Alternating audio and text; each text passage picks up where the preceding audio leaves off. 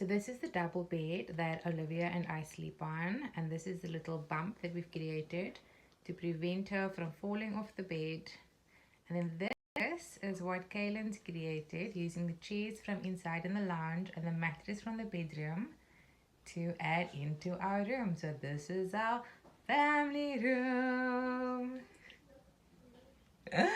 Mommy goals, amazing mommy goals. Today is our day out. Brought the girls to a motor museum, so we're just looking around at all the absolutely amazing and phenomenal cars. We are in the first building at the moment. Absolutely gorgeous, and also just like what we are learning, amazing.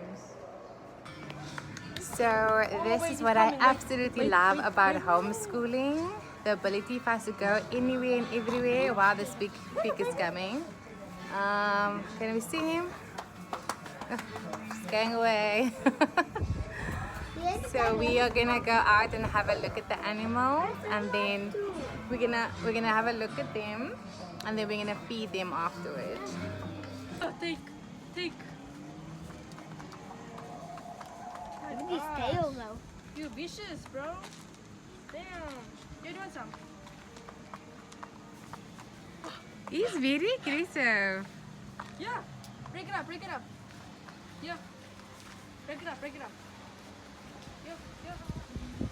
You want some? Imagine you did this all day, Kaylin. Wait. Oh, Kaylin's in a happy space. So cute, I love Hey, my babe. Mommy, that's why I want to go to a real farm. Yes, this is a real farm. You can look at all the animals here. Oh, this is like your dream, Kaylin. Like you can lay next to him on the grass. We started this morning in our little shared sleep space, all together cozy and close.